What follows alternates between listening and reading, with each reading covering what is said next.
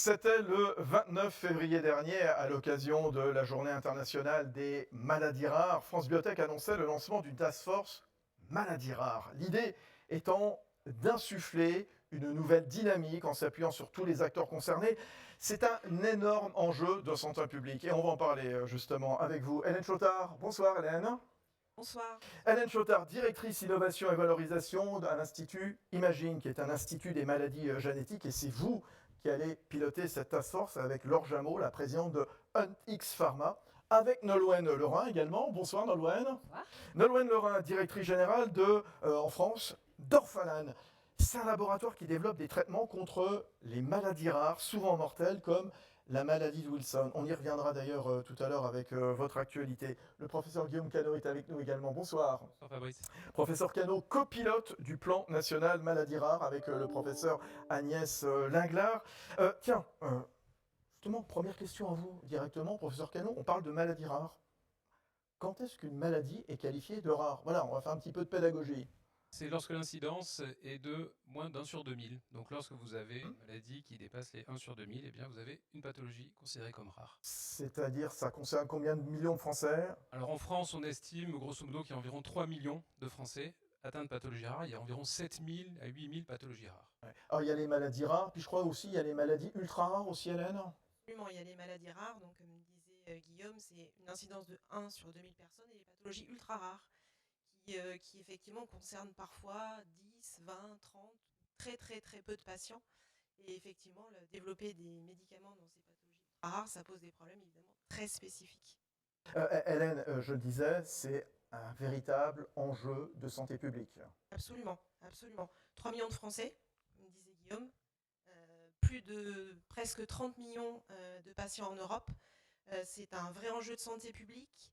C'est des maladies qui sont, la plupart des 80% des maladies rares sont des maladies d'origine génétique. Ce sont des pathologies qui sont souvent des pathologies pédiatriques, avec des pronostics sévères, avec souvent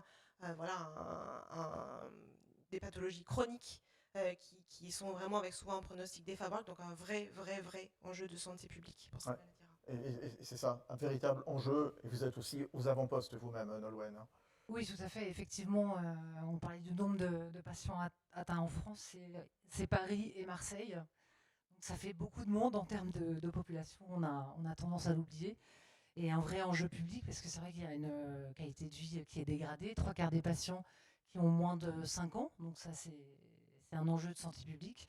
Et il faut absolument en tenir compte et travailler sur la prise en charge et un accès équivalent et juste pour tous ces patients. Alors, travailler justement, Nolwenn Lerin, c'est quoi cette task force? L'idée, c'est quoi exactement?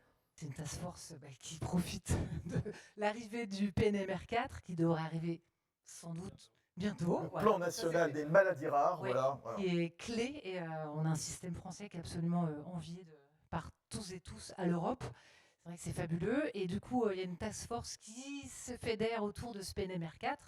L'idée étant qu'on fasse des recos concrètes sur les différents sujets qu'on a identifiés. Donc il y a une partie qui sera plus en early access. Oui, Hélène Chautard. Oui. on s'est organisé en 2 groupes de travail au sein du groupe de travail, avec une première partie qu'on a intitulée recherche et financement.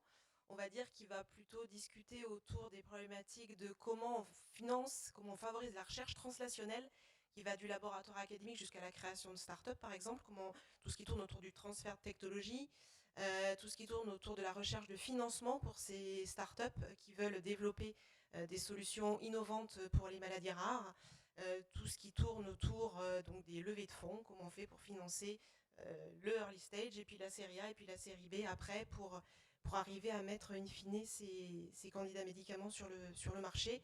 Et puis il y a un deuxième sous-groupe de travail qui est piloté par Nolwenn, et qui effectivement va plutôt s'adresser, je vais te donner la parole, Nolwenn. On est plus en aval que vous. Bon, on travaille conjointement. En fait, on va beaucoup parler du développement clinique, accès aux data. D'ailleurs, on va se colliger avec le groupe de travail et pas mal de market access aussi, et tous les enjeux HS et les enjeux du prix.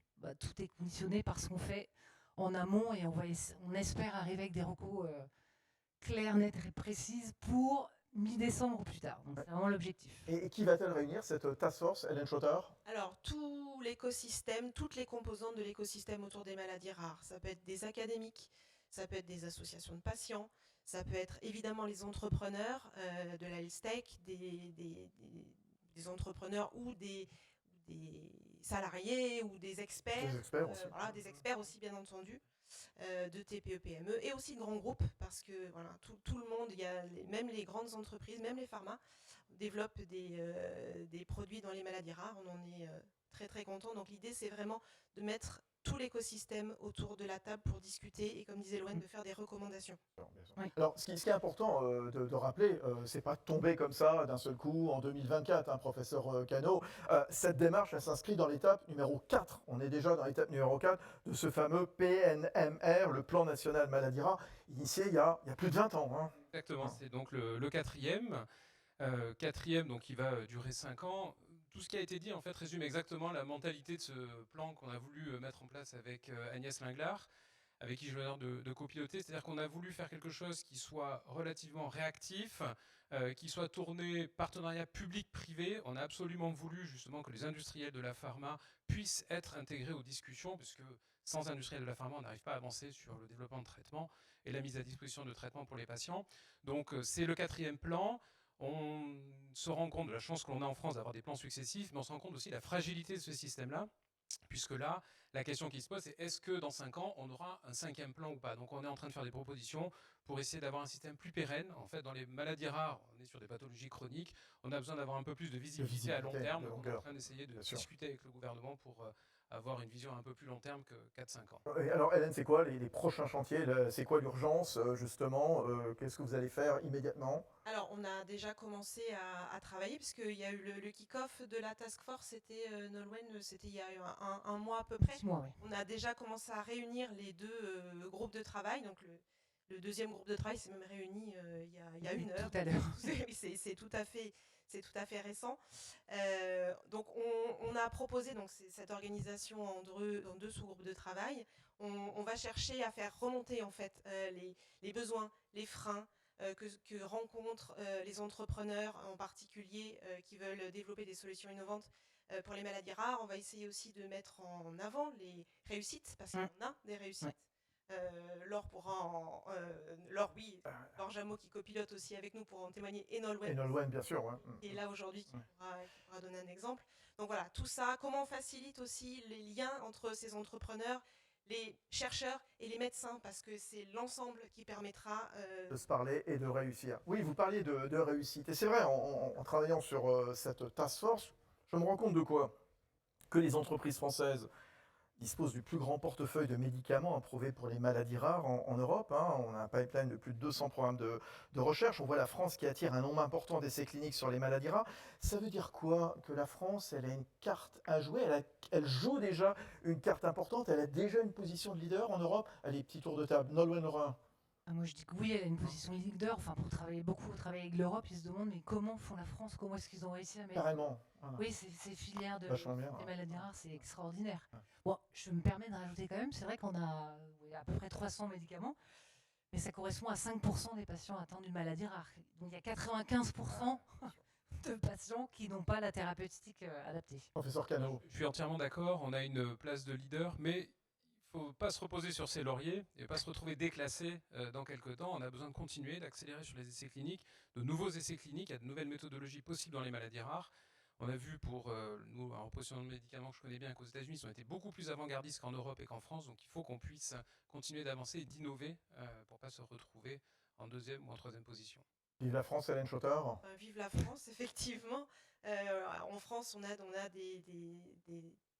vraiment des instituts. Il y a Imagine, il y a aussi l'AFM Téléthon avec Généton. Je crois qu'on aura tout à l'heure, bien sûr. De Génotaire, c'est aussi. Génotaire. Voilà, il y a beaucoup de cartes. Nous avons beaucoup de cartes en main. Il ne faut pas baisser les bras parce que les enjeux sont très très importants. Et il y a des belles entreprises, hein, notamment Orphalan. Hein. Un petit mot sur votre actualité quand même, Nolwenn Lorrain. Je disais donc, vous développez des traitements contre des maladies rares, mortelles, notamment la maladie de Wilson, une maladie génétique rare caractérisée par une accumulation progressive de cuivre alimentaire au fil du temps.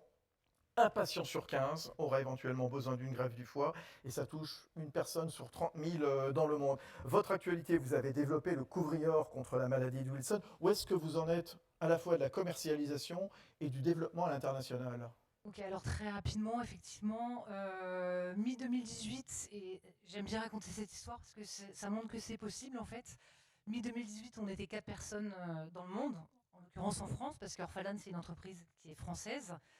Et l'innovation est issue de la recherche de l'hôpital Lariboisière. Donc ça part d'un partenariat avec l'hôpital Lariboisière et donc la PHP. Et aujourd'hui, on est un peu plus de 120. Donc on a pu lancer, on doit être à 22-23 pays, dont les États-Unis en 2022. Et là, on est aux portes de l'Asie. Donc à suivre, je ne sais pas encore comment ça va se passer, mais ça montre que c'est possible. Ce genre de belle histoire. Il y a 1000 patients en France. Voilà. Je trouve ça formidable, hein, ce que vous racontez, Orphalan, Nolwenn Lerin, dont vous êtes la présidente. On voit quelque part, et on va terminer là-dessus, que l'industrie, finalement, a envie de se mobiliser sur des cas qui, par définition, sont rares. Vous savez, on fait souvent le procès, l'industrie pharmaceutique, qui cherche de l'argent, tout ça, qui cherche à accumuler. Non, justement, vous êtes mobilisés et peu importe le nombre de patients, vous êtes là au rendez-vous. Nolwenn, professeur, et Hélène. Et on travaille main dans la main. Enfin, c'est vrai que les chercheurs sont pas d'un côté. Ouais. Et c'est vraiment une spécificité maladie rare. Je dirais qu'il y a une communauté de sens. On travaille tous ensemble avec le même objectif, faire en sorte qu'on puisse amener en fait plus de thérapeutiques ou de solutions thérapeutiques, DM ou autres. Professeur Cano. Je suis entièrement d'accord, d'autant plus que tout ce que l'on apprend sur les maladies rares va nous servir pour les maladies plus fréquentes, plus communes. Donc c'est indispensable de continuer d'investir dans la recherche sur les maladies rares. Le mot de la fin avec vous, Hélène Chautard. Il faut continuer d'investir dans la recherche sur les maladies rares. Et effectivement, le partenariat public-privé est absolument indispensable, incontournable pour qu'on réussisse tous ensemble. Tous ensemble, les petits, les grands, le privé, le public, voilà, c'est le partenariat évidemment, main dans la main, l'union fait la force, c'est ce que je disais. Merci à tous les trois, merci, bravo en tout cas. Hélène Chautard, directrice de l'innovation et valorisation de l'Institut Imagine, avec nous le professeur Guillaume Cano, copilote du plan national maladies rares, et puis Nolwenn Lerin, directrice générale France d'Orphalan. Merci à vous, dans un instant, parole d'entrepreneur, nouveau rendez-vous.